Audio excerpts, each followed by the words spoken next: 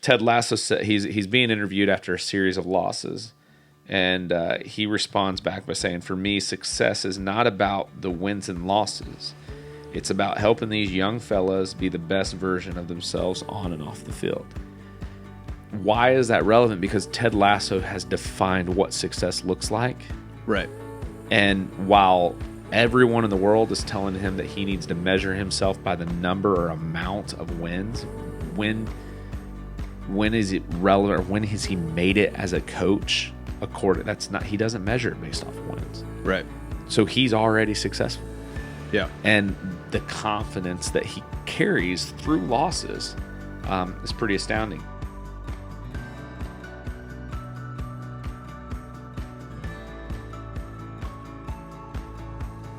Welcome to another show, another episode of Money Therapy. I'm Brandon Chasteen. I'm Bill McGill. And we're excited to talk to y'all yet again. We appreciate you guys listening, tuning in, and hopefully some of this stuff is really shedding light on your relationship with money. We're working to try to give you tips and tricks on ways to be better with your dollars, but really what we want you to understand is you may not have to become a millionaire in order to feel safe and secure.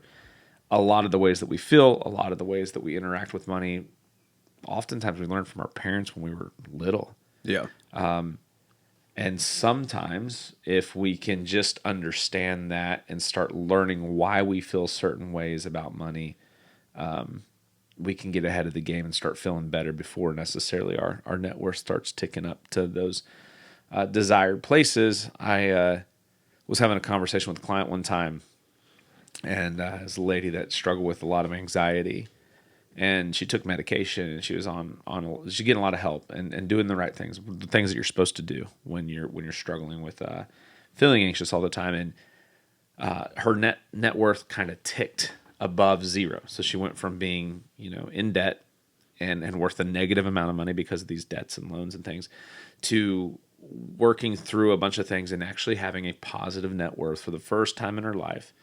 And she was super excited about it. And during the conversation, she just said, I started to feel less anxious. I've actually been able to cut down on some of the meds that I'm taking. Things are on the come. I'm on the come up. I'm doing really well. Sure. And it was just one of those moments where it's what if we could have made her feel this way before hitting that positive net worth? Just you were on track before, and just something in your mind was weighing that this was the trigger, and that's really arbitrary because she didn't have to be there to feel you know what I'm saying? It's just one of those things where I want people to be able to feel healthy, safe, and secure, and it doesn't have to be tied to money. Yeah. Which is kind of funny because we're going to be talking about today, how much is enough? Yeah. How much money is enough money? How much assets? How much real estate? How much is enough? And I want to kick it off with two Ted Lasso quotes. One of them completely relevant. Yes. One of them is absolutely not. So the first quote is the more relevant one. Ted Lasso said he's being interviewed after a series of losses, and he responds back by saying, "For me, success is not about the wins and losses. It's about helping these young fellas be the best version of themselves on and off the field." Why is that relevant? Because Ted Lasso has defined what success looks like. Right. And while everyone in the world is telling him that he needs to measure himself by the number or amount of wins, when is it relevant, or when has he made it as a coach? He doesn't measure it based off wins. Right. So he's already successful. Yeah. And the confidence that he carries through losses is pretty astounding. The other one. Yes. There's a little bit of divide in the locker room going on in this episode. He's got kind of this division, and he's addressing the coaches that kind of are at fault here. And he's talking to the coaches, and he said, "You two knuckleheads have split our locker room in half. And when it comes to locker rooms, I like them just like my mother's bathing suits. I just want to see them in one piece. You hear? And that's irrelevant but funny. I think we all do, though. I think we can all relate to that. just like that's like to see them relatable. in one piece. That's just a good mood to start the episode in. Let's all agree. Yeah, on so something. Yeah. we definitely want to address like how much is enough, because we're chasing, like, man, society puts so much pressure on us. Bill, I got a question for you. Yeah. All right. You're doing all right, right? Doing okay. You're doing okay. You want more? More of what? Do you want more, man? Do you want more? I can give you more. Here's the thing. Yeah. How many hours do you think you work a week? Probably, I'd say 50. Man, I need your lifestyle, dude. All right, so you work 50 hours a week. Yeah. What if I could double your income and you only have to work 55 hours a week? Would you do that? Yeah. That sounds, sign me up. Okay, so you're working 55 hours a week now, doubled your income. Sure. Bill, I got a secret, Yeah. and I'll sell it to you. I like Right. secrets. I got a secret that says, hey, if you'll just work 10 more hours a week, Yeah. I'll triple your income. So now you'd be working 65 hours Yeah. a week, but I can triple your income. Still sounds pretty good. You take that? I think so. Okay. I think most people would. What if I'm going I to speak for everybody right now. What if I could? I got a better secret. Sell Okay. it to you. It's a little more money. All right. But what if I could quadruple your income, Yeah. but I need you to work 80 hours a week?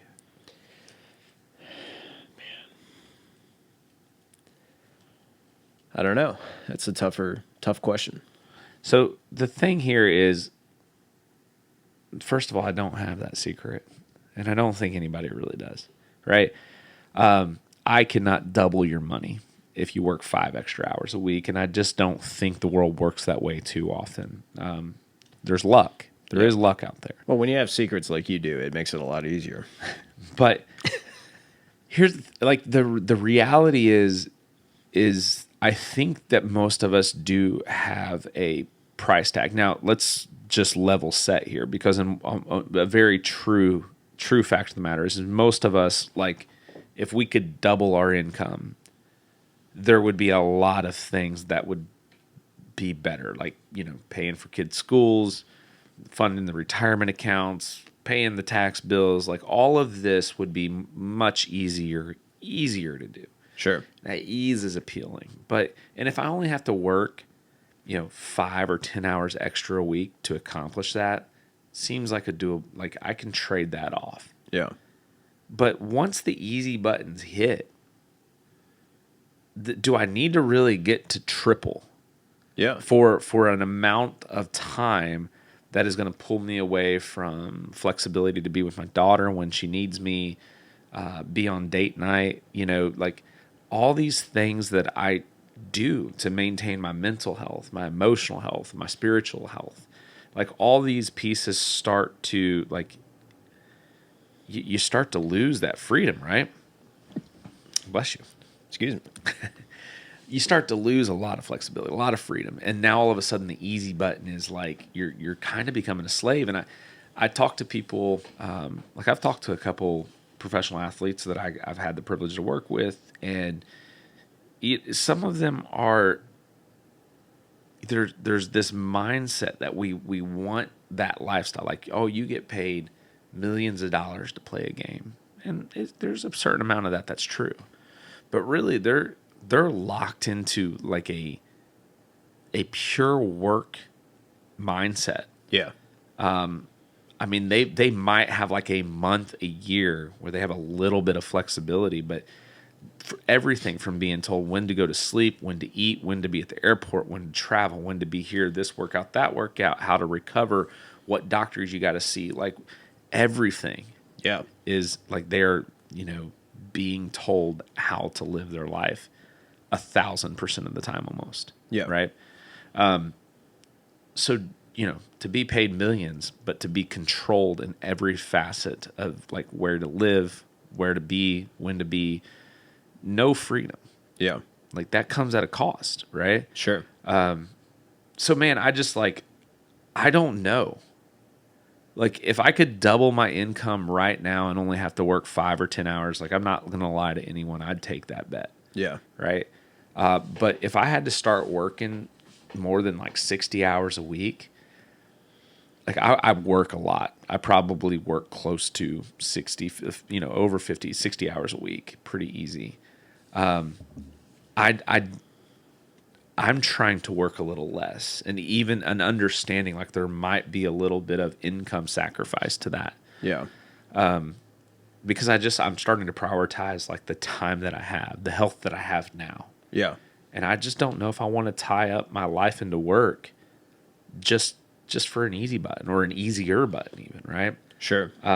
So there's a couple studies, and I'll turn this over to you after I we talk about this.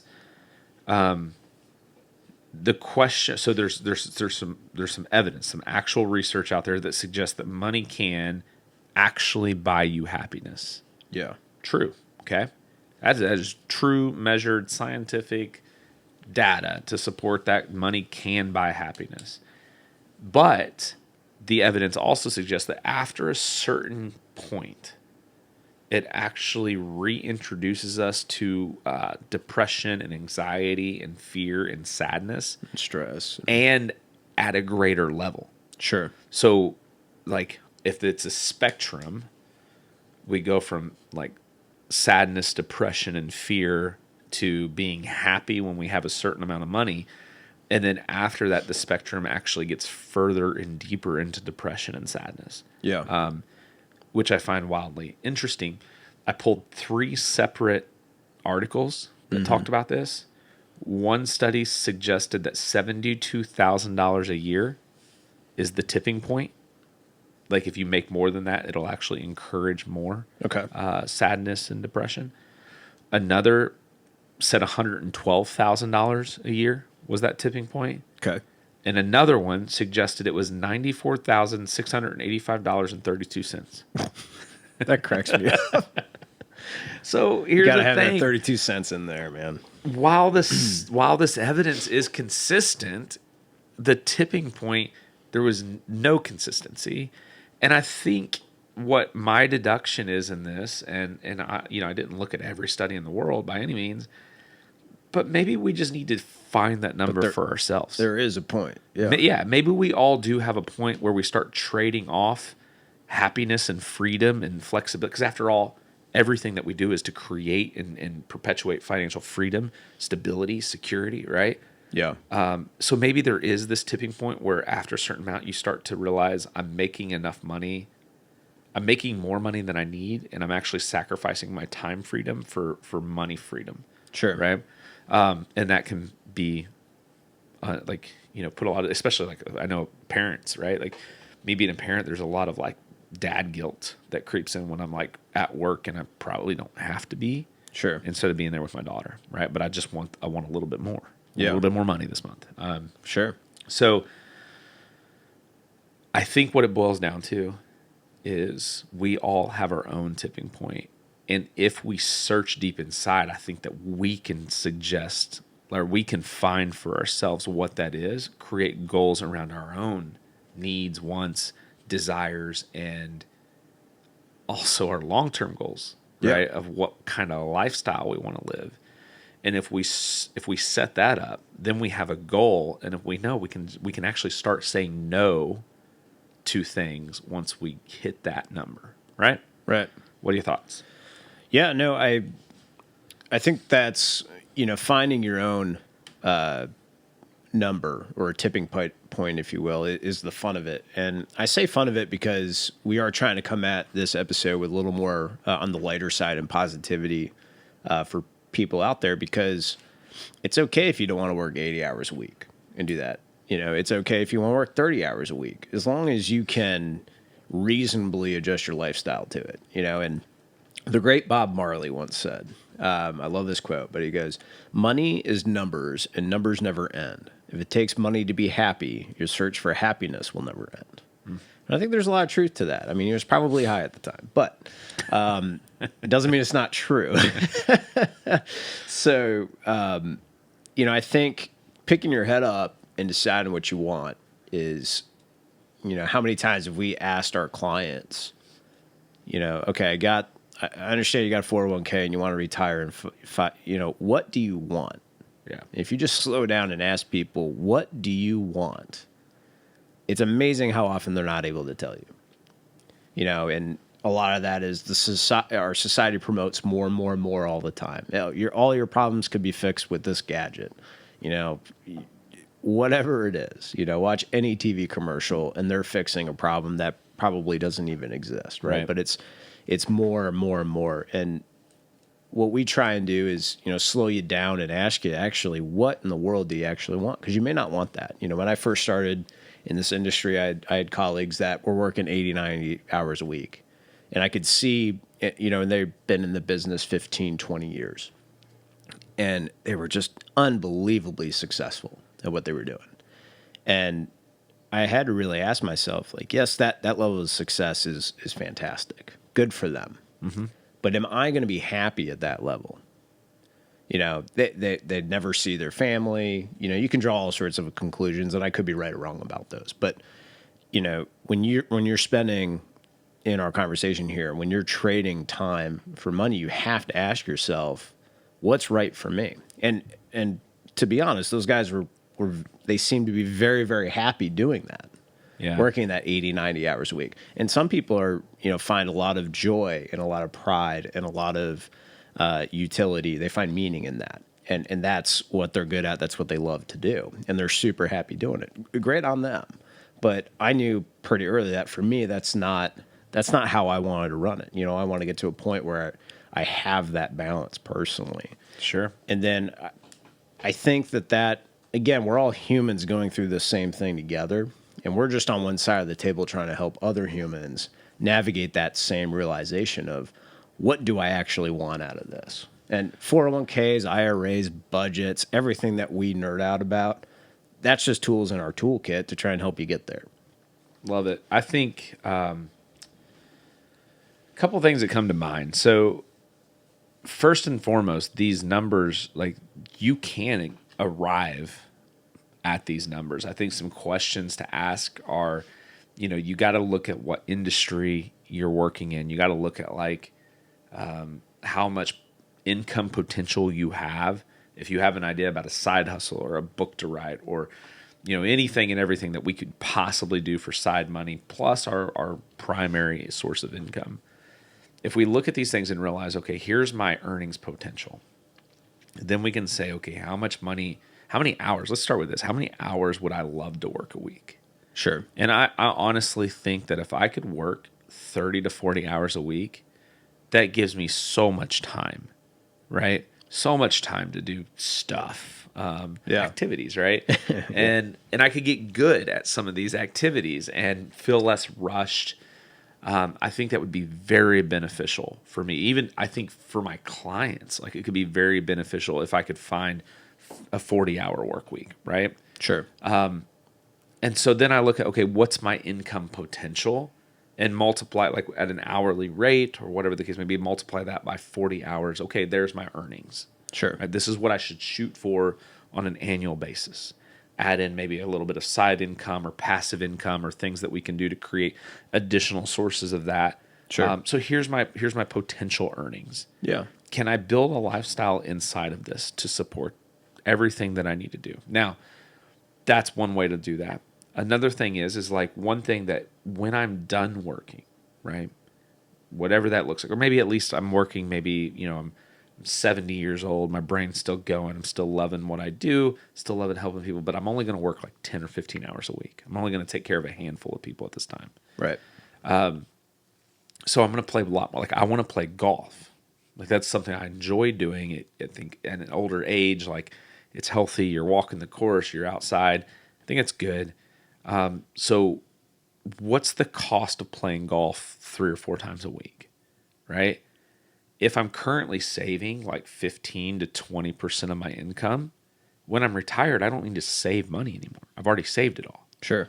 So if I could I take, let's say I'm making 100 grand a year and I'm saving 20% of my income, could 20 grand that I was saving now be reallocated to golf, and could that pay for my golf hobby? If so, great. I don't have to change anything Yeah. about my lifestyle right now to make this stuff a reality. Sure. On the flip side, let's say I also want to add in like season tickets to the Preds, right? I want to start going to the Preds game every home game. I want to travel to Europe once a year. So now all of a sudden I'm starting to add in these things. So I need to account for that for my savings goal. Sure. And that could maybe change things to say like, hey, maybe spend a little less now, save a little more, or maybe I have to raise my earnings and work a little harder, especially if my retirement date, I don't want to push it back.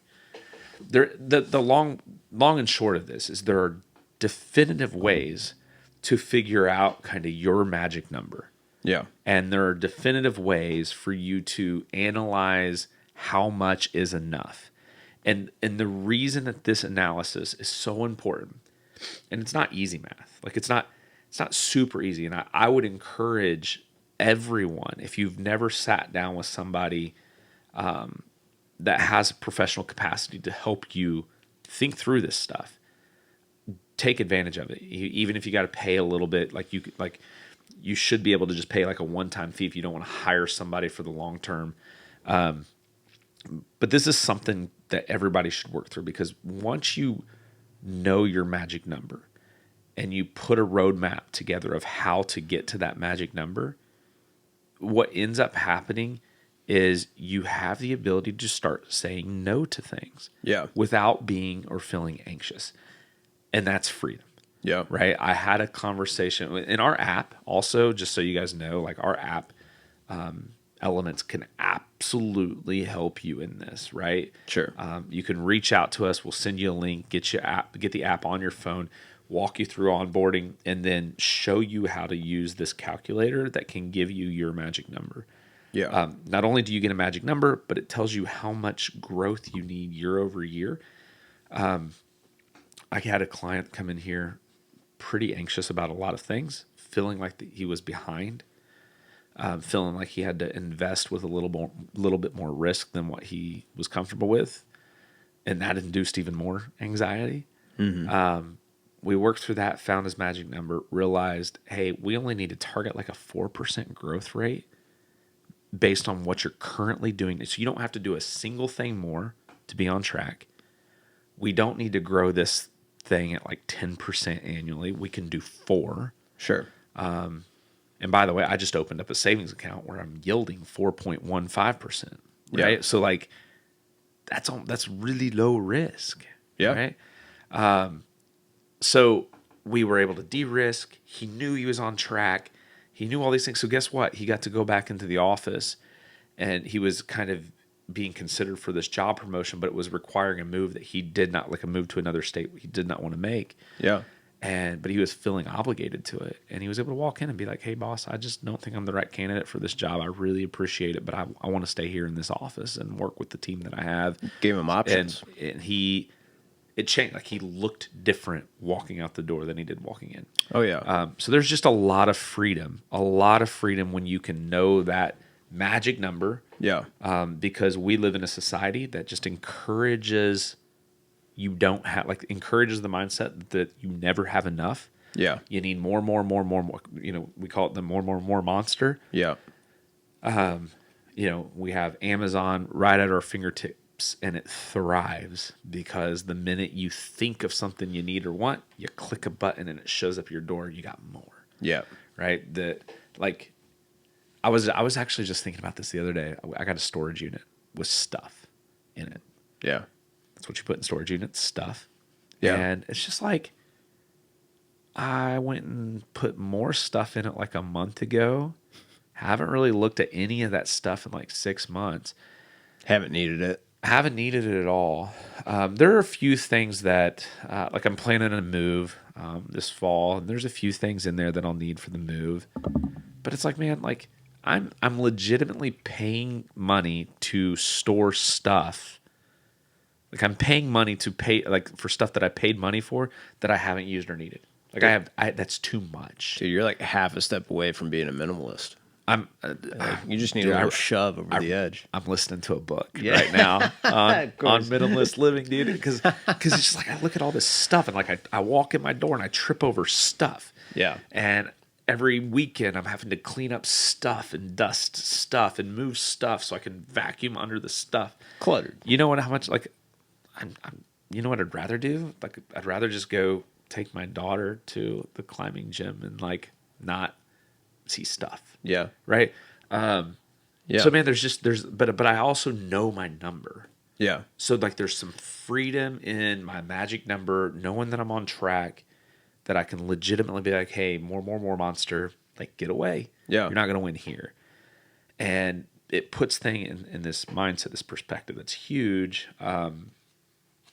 There's just a lot of freedom there. What are your thoughts? Well, I'm going to jump in and back you up here, and also want to take a step back, because my thoughts that when you were talking, my thoughts were, some people out there might be wondering, okay, we keep talking about magic number, finding your magic number. What are different ways to help people find their magic number? Yeah. And I heard something the other day that I thought was really, really good. And it's from a guy named Rob Deerdeck. Most people know him from like Ridiculousness and those sorts of things. And I saw an interview with him. And what he does, I found very, very interesting, and I'll wrap it around. He makes a grade card for every day, how every day goes. Like, so if he had a really great day, A+, right? If it was a really crappy day, D or whatever you want to make up. And his philosophy with that was not, it wasn't to necessarily beat the day before, but it was to collect data on when I'm having a really good day, what components of my day were present that made it a really good day.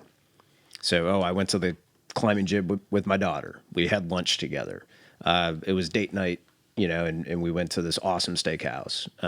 I got I had a really good conversation with a client today, and I think I was able to help her. Yeah. And that felt really good. Yeah. And vice versa. Man, I had a really bad day today. What happened? Well, I partied a little bit the night before, and I felt really crappy today. Okay.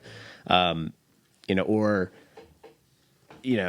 I've been having several bad days in a row, and one of the things on my list are I haven't been feeling that good. Not very energetic. Like I don't have a lot of energy. What's interesting there is you also look at that and go, maybe I haven't worked out in a week or two. And then I can look at my A+ days and go, man, I had a great workout. I had a lot of energy. Yeah. The whole point is to make things apparent throughout your life that you do, and to have them right in front of your face that say, okay, when I have really great days, these are the common threads of things. Obviously, things happen. Tires blow out on cars. Transmissions go. People get sick. Like tragedy does happen, right? Emergencies do happen. But for our everyday lives, here's the list of things that I do to make a really great day. And when I'm feeling crappy about myself, my business, or I'm just in a mood, this is the events that led up to it, right? And you can kind of black and white go, okay, I'm going to try and fill my days then with the things that I love to do. Right. And, you mentioned rock climbing. You mentioned playing golf. You mentioned, activities, or, man, I love traveling the world. My wife and I, we love traveling. We love, going skiing, out west. We just went this last spring in February, and it was absolutely incredible. And that's something I want to do for the rest of my life. And so you can start making a list of those things, frequencies. If I skied every day, I wouldn't be very happy because I'd, probably break my body at some point. But, I love to do it twice a year. So, okay, what does that mean for my like money plan? What does that mean? How content am I with all these different activities to build myself a good life? I just thought that was really interesting how it really brings to the forefront of your mind, this stuff makes me happy, this stuff doesn't. And maybe on that list is I love working as much as possible. Or maybe it's I love having a good balance where I work 40 hours a week and then I go hang out with my daughter. So those are my thoughts on that. Man, I think that's a couple things that I take away from that is, one, first and foremost, this is like the third or fourth show where we've mentioned having some sort of journal. We talked about writing down our expenses, Write it down. so that way, and like reviewing them at the end of the day to see how it made us feel to spend money that we're spending, and calling that like our little budget journal. Yeah. Just like a little pocket notebook that we can just analog style write down on a piece of paper, which is something that's empowering that we don't do enough of. But like legitimately saying like, like I today I went to the gas station and bought a chocolate milk. Yeah. And like It was awesome. but that like it was like $2. But if I write it down, and when I go back and look through it, I'm like, I love chocolate milk. That made me happy. That made me feel good. Like, Yeah. So not mad that I spent that, right? Anyway, Sure.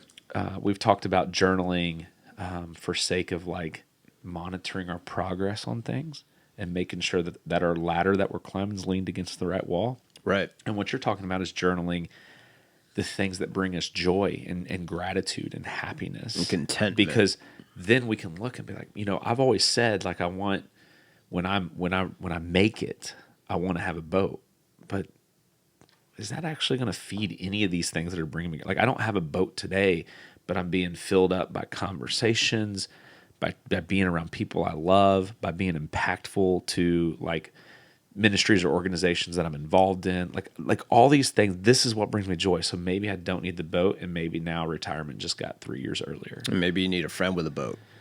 That's the best. And then the other takeaway here that I just wrote down, and I don't even know what you said that made me think of this, but you spurred the thought. Yeah. Was just our ability, like when we can have the confidence that we're on track, we have the confidence, we have the capacity to say no to things. Yeah.